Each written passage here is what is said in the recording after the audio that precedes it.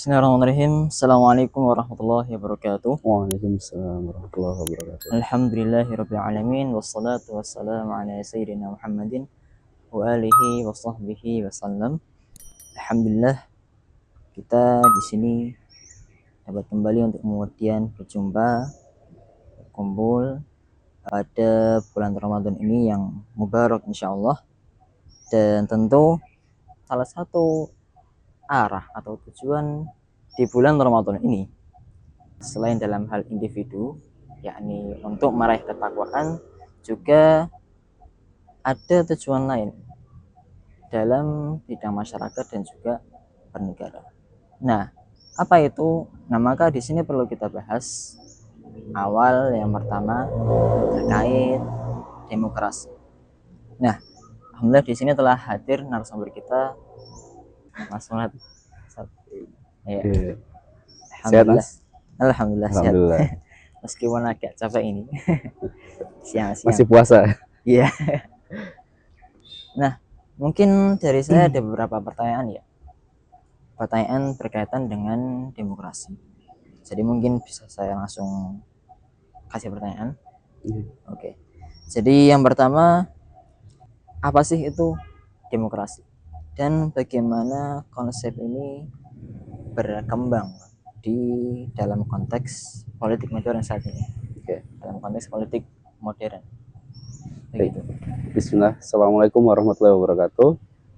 Jadi sebagaimana yang tadi ditanyakan ya, bahwasanya Ramadan memang bulan perubahan itu. Jadi salah satu yang menjadi tujuan perubahan itu bukan hanya individu tapi di level yang lebih tinggi gitu ya, Mas, masyarakat dan negara. Yang berkaitan dengan perubahan masyarakat dan negara, tentu kita perlu membahas tentang ya sistem di masyarakat itu kan. Jadi kalau menurut beberapa ahli ya, manusia itu kan soon politikon ya, manusia politik. Atau kalau di dalam Islam di dalam istilah kita itu ada gorizatu bako. Salah satunya yaitu keinginan untuk ya berpolitik, keinginan untuk mempertahankan eksistensi. Salah satu turunannya itu ya untuk berkuasa. Nah, ketika manusia punya keinginan berkuasa, itu kan mereka kemudian mencari sistem apa yang paling tepat untuk mengatur masyarakat, sistem apa yang paling tepat untuk mengatur banyak orang, sistem apa yang paling tepat untuk berkuasa. Gitu. Maka di sana ada berbagai macam pilihan gitu. Dan kemudian akhirnya terpilihlah atau lahirlah ide demokrasi. Demokrasi sendiri itu ya kalau dari sisi bahasa ya ada demos dan kratos ya. Demos itu artinya adalah rakyat gitu ya, kratos adalah kekuasaan gitu. Jadi demokrasi singkatnya itu adalah kekuasaan tertingginya itu berada di tangan rakyat. Jadi rakyat itu punya hak atau punya kekuasaan untuk mengatur dirinya dan juga bersama-sama mengatur masyarakat begitu. Oke. Pertanyaan kedua ya, Mas. Banyak yang menyebut demokrasi sebagai sistem terbaik. Mengapa diyakini demikian? Iya.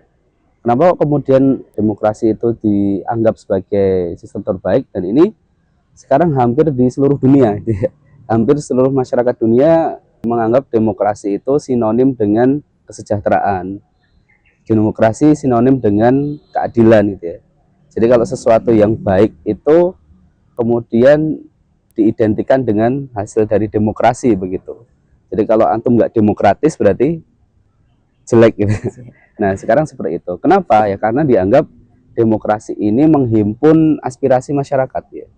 Dianggap sebagai sebuah sistem untuk mengakomodir kepentingan banyak orang gitu ya, sehingga tidak dimonopoli atau dikuasai oleh individu tertentu atau pihak tertentu, sehingga dianggapnya ya semua orang punya kesempatan yang sama untuk mengatur dirinya dan juga masyarakat yang dia tinggali begitu.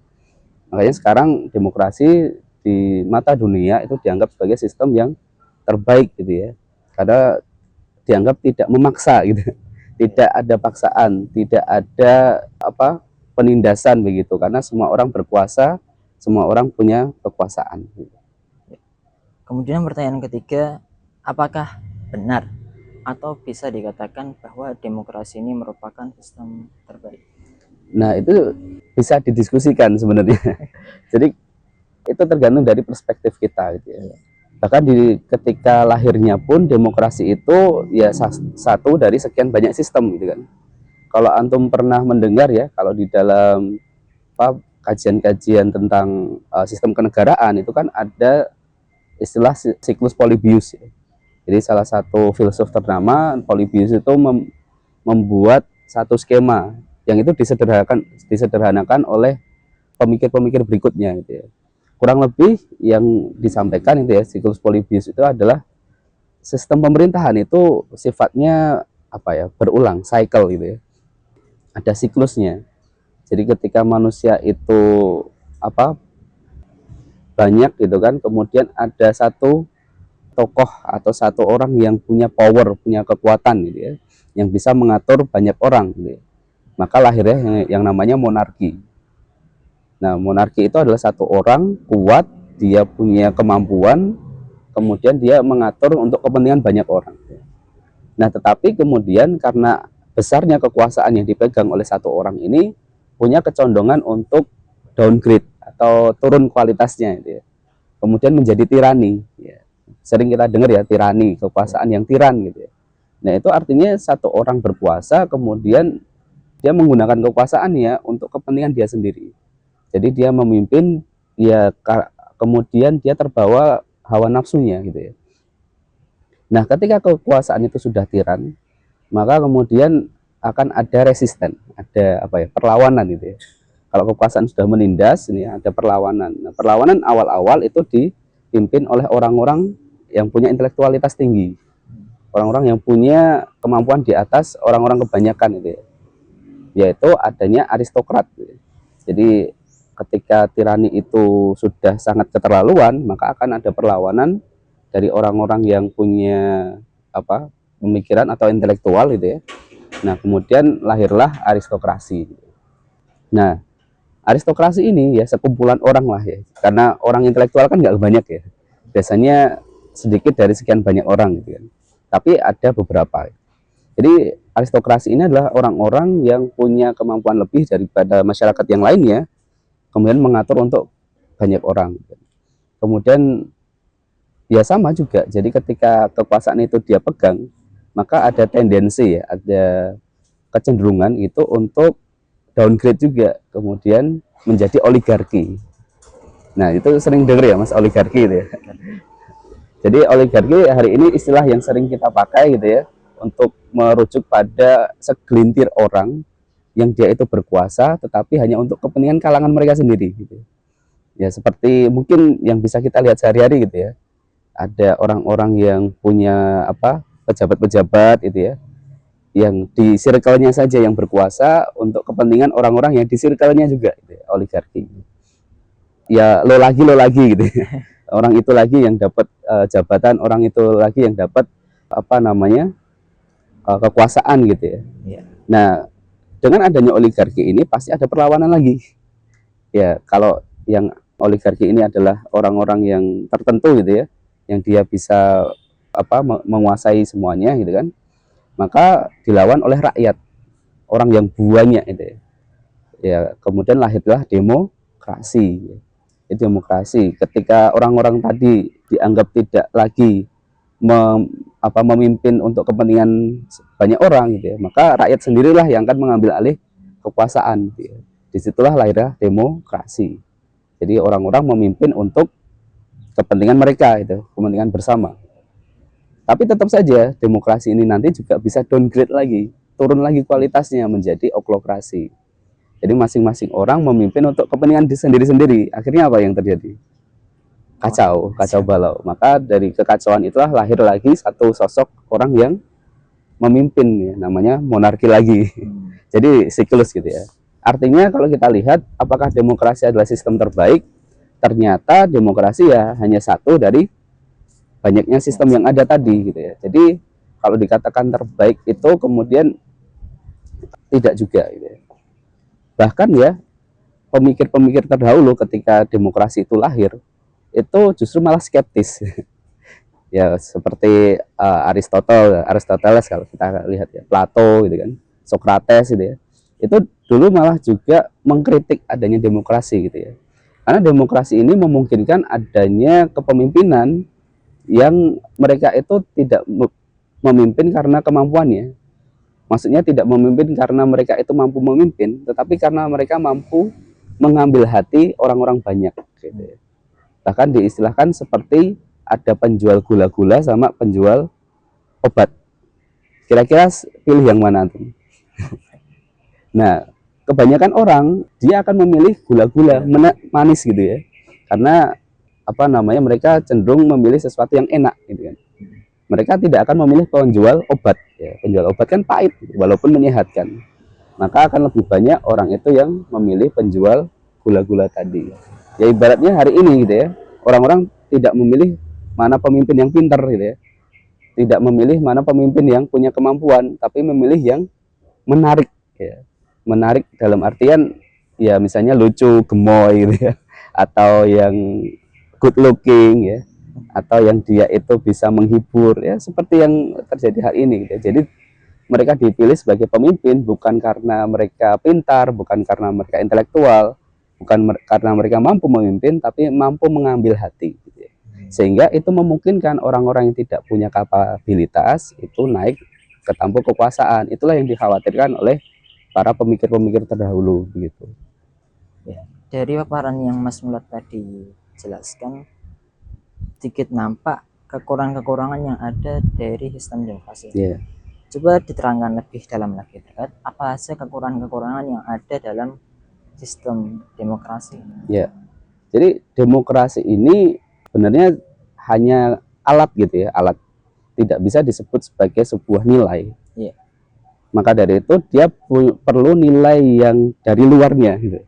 Maksudnya begini, ketika demokrasi itu memungkinkan orang untuk memilih seseorang untuk jadi pemimpinnya gitu ya, maka standar apa yang dia pakai untuk memilih? Nah itulah kemudian tergantung dari para pemilih tadi gitu ya. Apa namanya, nilai atau keyakinan apa yang mereka pegang sehingga membuat mereka punya standar tertentu untuk memilih orang lain gitu ya. Misalnya kalau orang-orang yang banyak tadi, rakyatnya tadi adalah seorang yang mohon maaf moralnya itu rendah gitu ya. Mereka tidak punya standar moral yang tinggi, mereka tidak memegang standar moral yang kita pegang hari ini baik dan buruk gitu ya. Yang mereka pilih siapa? Pasti orang-orang yang sesuai dengan standar moral mereka gitu ya. Misalnya para begal, ada kampung isinya begal semua gitu ya. Ada kampung isinya begal semua. Kemudian bukan begal semua sih, mayoritas begal gitu ya. Kemudian mereka memilih pemimpin gitu ya. Maka mereka akan memilih pemimpin yang begal juga gitu ya. Jadi seperti itu. Jadi demokrasi itu tidak bisa dijalankan tanpa ada standar moral yang lain gitu ya. Maka kalau kemudian ada masyarakat yang mohon maaf tingkat intelektualitasnya itu rendah gitu ya, maka apa yang dia pilih itu juga mencerminkan tingkat berpikir mereka begitu. Di samping itu demokrasi juga, kalau sekarang ya demokrasi prosedural gitu ya, itu ada pemilu misalnya dengan voting ya. Jadi voting itu juga salah satu cara menjalankan demokrasi gitu. Sebenarnya bukan identik juga gitu ya. Misalnya dengan adanya pemilu itu membutuhkan dana yang besar, luar biasa besar sekali. Dana yang resmi itu ya, dana kampanye gitu kan. Kemudian yang nggak resmi misalnya ada lobby-lobby tertentu ya. Kalau istilahnya itu ada mahar. Jadi kalau antum mencalonkan diri sebagai anggota DPR atau jadi calon wali kota, bupati gitu ya, tidak serta-merta antum itu punya power ya, atau punya karisma atau punya apa namanya, kemampuan terus bisa dicalonkan, itu tidak. Biasanya calon-calon itu harus membayar mahar tertentu kepada partai supaya dicalonkan gitu ya. Itu biaya yang tidak resmi gitu ya. Tapi biaya yang resmi kayak biaya kampanye, biaya penyelenggaraan pemilu itu tinggi sekali gitu ya. Boros sekali gitu ya. Maka tidak mungkin bisa kembali biaya itu kalau itu hitungannya ekonomi ya. Ketika calon itu terpilih, kemudian dia ketika kampanye mengeluarkan dana yang luar biasa, kalau nggak bisa balik modal kalau hanya mengandalkan gaji. Maka dari itu apa yang terjadi? Biasanya korupsinya tinggi gitu. Maka demokrasi yang cost-nya itu mahal, itu memungkinkan atau bahkan hampir pasti orang itu akan melakukan korupsi untuk balik modal lagi. Nah, itu satu dari beberapa kekurangan yang bisa kita lihat dari sistem demokrasi. Ya. Mengapa demokrasi ini bisa membawa kekurangan atau kerusakan yang sedemikian rupa? Gitu. Bagaimana demokrasi ini membawa ini tadi ya, yaitu karena memang dalam built-in-nya demokrasi itu ada errornya. Maksudnya di dalam konsep demokrasi sendiri terdapat error yang memang itu memungkinkan ataupun memberikan celah gitu ya untuk kerusakan-kerusakan itu tadi terjadi gitu ya. Contohnya kayak tadi, misalnya demokrasi itu tidak memberikan standar kita untuk memilih orang gitu ya. Makanya kemudian orang-orang yang punya kemampuan memanipulasi, atau kalau istilahnya di dalam sistem demokrasi itu ada demagog. Demagog itu orang yang pandai memanipulasi, pembisik kalau di bahasanya itu ya, pembisik. Dia bisa mempengaruhi orang gitu ya. Entah intensitas maksudnya itu apa gitu ya. Jadi maksudnya itu baik ataupun buruk, itu dia punya celah gitu ya untuk mendapatkan kekuasaan di sana. Jadi yang dipilih itu bukannya yang terbaik, tetapi yang mampu mengambil hati orang. Nah, itu sebenarnya celah yang istilahnya, yang memang itu ada dalam demokrasi. Kemudian yang kedua, dalam demokrasi ini dia menitik beratkan ya pembuatan hukum itu pada manusia. Yang manusia itu punya kepentingan gitu ya. Jadi produk hukum dalam demokrasi itu tergantung dari manusia gitu. Sementara manusia itu punya istilahnya ya, kepentingan tersendiri. Selama kita masih doyan nasi kalau kata Kiai itu ya, itu pasti kita punya keinginan untuk untuk ya diri kita sendiri gitu ya. Misalnya ketika seorang DPR misalnya, yang dia bisa membuat undang-undang, dia dari kalangan pengusaha gitu ya, maka dia akan membuat undang-undang yang menguntungkan pengusaha, contohnya kayak gitu. Misalnya kemudian kalau dia sedang berkuasa gitu ya, kemudian dia membuat peraturan, maka dia akan membuat peraturan yang menguntungkan diri ataupun kelompoknya gitu ya. Misalnya anaknya mau nyalon gitu ya, maka digampangkan aturan-aturannya supaya anaknya ini bisa nyalon dengan lancar, misalnya seperti itu gitu ya. Jadi karena pembuat aturan itu adalah manusia, manusia tidak bisa lepas dari kepentingan, maka aturannya pun pasti hanya memihak pada satu atau dua pihak saja, atau dua kalangan saja gitu ya. Begitu. Terakhir, pertanyaan terakhir ini. Bagaimana demokrasi dalam pandangan Islam?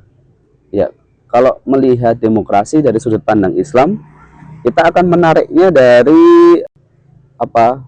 akidah yang melahirkan demokrasi itu sendiri. Demokrasi modern itu berbeda dengan demokrasi di masa Yunani dulu gitu ya.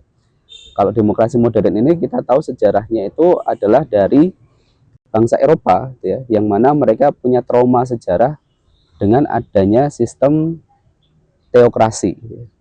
Teokrasi itu ya sistem kedaulatan Tuhan, di mana raja itu dianggap sebagai representasi Tuhan. Makanya ada istilah ya suara raja, suara Tuhan gitu ya. Nah, di sana secara prakteknya raja itu menggunakan alasan-alasan agama itu untuk menindas rakyat.